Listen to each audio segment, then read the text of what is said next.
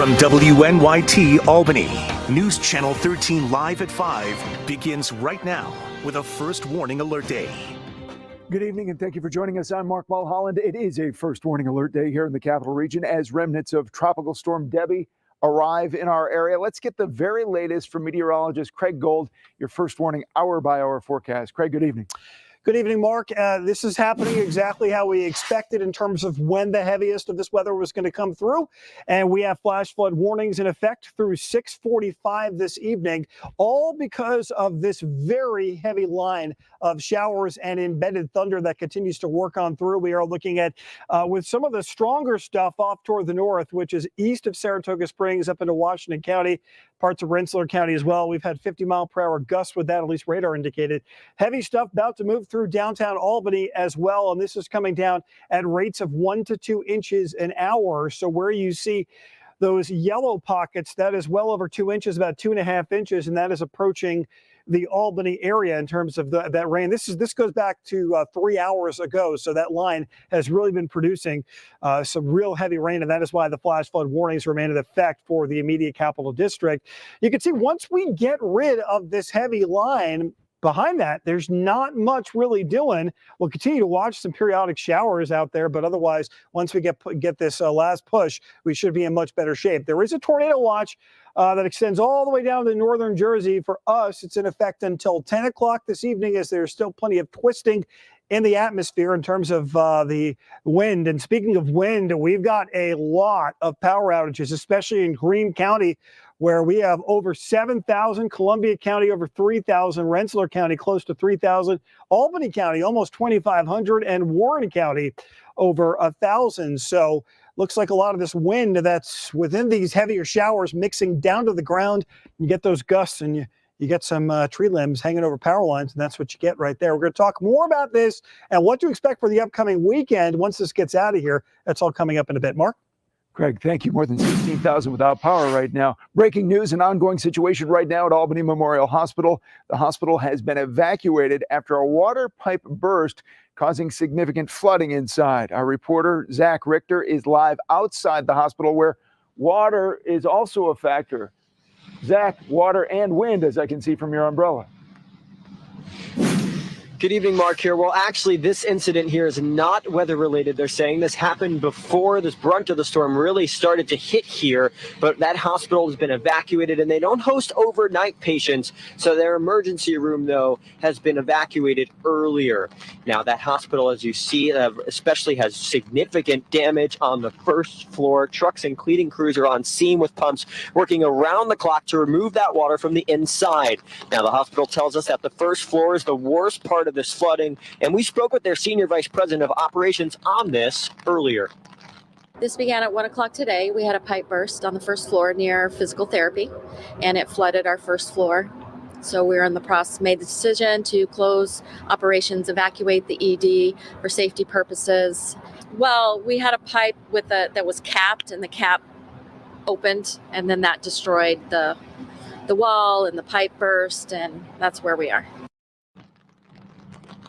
Now, this flood, they're saying, is not a mini flood. This is something significant that is going to take some time. So coming up tonight on News Channel 13 live at 6, you'll hear from Kim Baker again on just how long this hospital is expected to remain closed. Right now, we're live outside the Albany Memorial Hospital. Zach Richter, News Channel 13. All right, Zach, try to stay safe out there. Thank you very much. With the remnants of Debby bearing down on the capital region, as you just saw, the New York Racing Association decided to scratch its entire 10-race program today. People weren't able to bet on thoroughbreds today, so then what were they doing instead? Well, we sent our Dan Levy there to find out. It doesn't happen very often, but it's happening today because of the wind and the rain anticipated from Tropical Depression Debby. The New York Racing Association has canceled their entire 10-race program today. But if fans can't enjoy the thoroughbreds, what are they doing? To find out what Plan B was for the semi-disappointed pony players, look no further than downtown Saratoga Springs, where shopping became a popular pastime and bars and restaurants were bustling. It's been really good for us, we just brought a lot of people in, a lot of large groups. We normally are pretty busy for lunch, but we've noticed an increase in larger parties, people just sitting at the bar wanting to watch TV, a lot of people from out of town as well. I know there are a lot of people here today that are normally not here. Many of the out-of-towners and locals found refuge from the storm, along with relaxation and recreation at the Saratoga Casino. I know that at this time we would normally have maybe 300 machines in place, so I looked on the computer before I came over. We have almost 450 machines in place, so it's almost a 50% increase. For Tim and Linda Crump of Manchester, New Hampshire, missing out on what would have been the first time at Saratoga Racetrack was only slightly disappointing. Well, difficult when you hope to go to the track and enjoy that time. We're making the best of it, obviously. It's a great place to be. Thank goodness they have the downtown area, because that gives you a good plan B. If there was nothing else here than just the racetrack, it would be, what do you do then if the races got canceled? So it's a great town to come to. Back at the track, Lou Casal was spending his unexpected day off preparing for a stakes race crowd on Saturday, hoping that people with a hunger for horse racing will also have an appetite for salad. I think it's a slight inconvenience, but no more of an inconvenience than if we were open today and the weather was disastrous. That would have been far more of an inconvenience for everybody. Weather permitting, racing resumes here tomorrow on Saturday with the first post at 12:35 p.m. in Saratoga Springs with coverage you can trust. Dan Levy, News Channel 13. Dan, thank you. Today, a major update on a key road in Troy that's been closed for construction. Campbell Avenue is back open.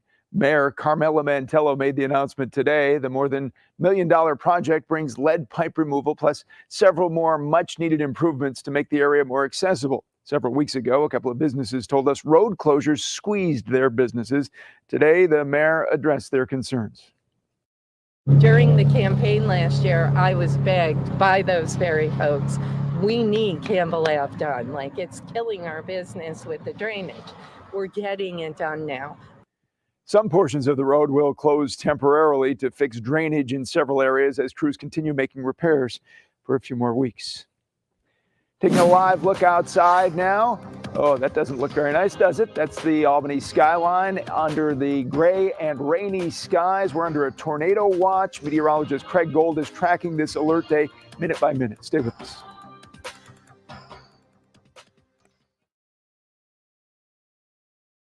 On first warning alert days, we don't waste a minute. We are interrupting the news at this point because this takes precedent. Severe weather can happen at any time. There's been a confirmed tornado on radar. We know that you are depending on us from that moment until the danger has passed. We were watching Paul Cayano on your channel. We ran for the basement. Our team will be right here to keep you informed and safe. Do not stay outdoors at this moment because the storm is coming. First Warning 13, severe weather coverage you can trust. News Channel 13 is your go-to station for live coverage of breaking news in the capital region and beyond. Our full team coverage brings you closer to the news so you can see what's actually happening in your community. With real-time updates so you never miss a beat. See for yourself how the story unfolds in real time. Watch News Channel 13, breaking news coverage you can trust.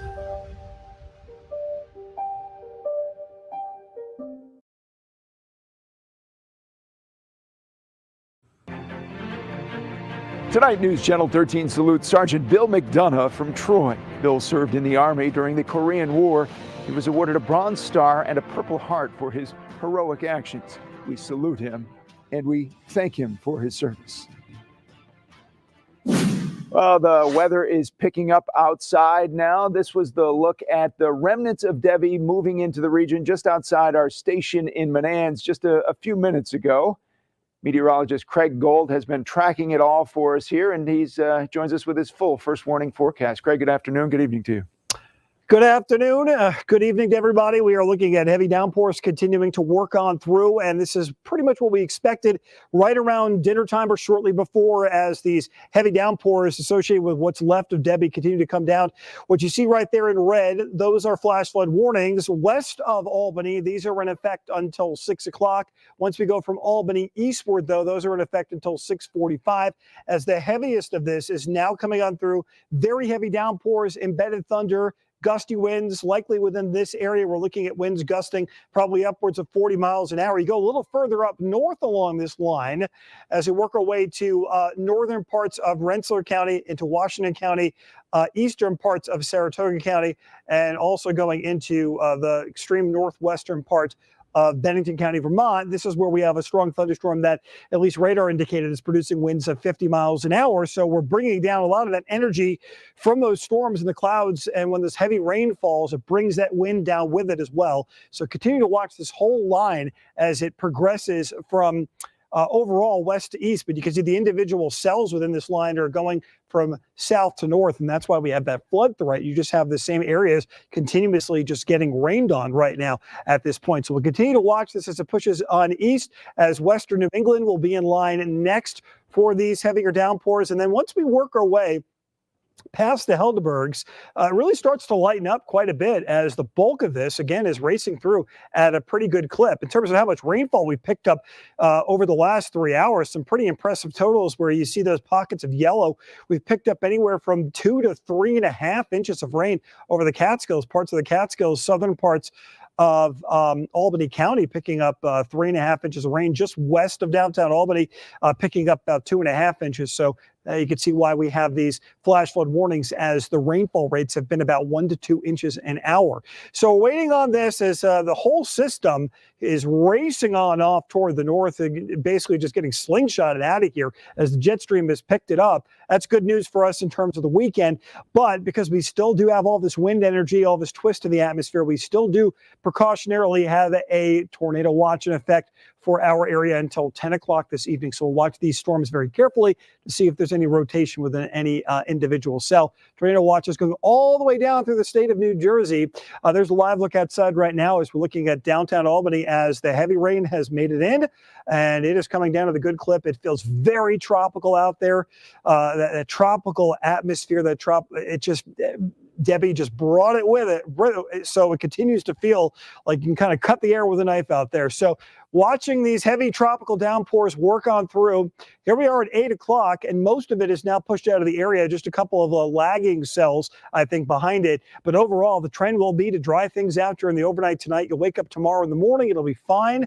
We'll go for partly cloudy skies. And then tomorrow, to kick off the weekend, things look great. We should go for mostly sunny skies, and that could be said for Sunday as well. So temperatures, again, will be near 80 for tomorrow and the next few days. Localized flooding overnight tonight. We're watching that tornado threat, and then we have the all clear for the weekend. So 67 overnight tonight. Breezy and muggy, those downpours ending by midnight. 81 for tomorrow, and a quick check of the 7-day forecast. Once we get past today, things look good. All right. A lot to keep track of there, Craig. And we'll update everything live at 6 on air. We'll see you then.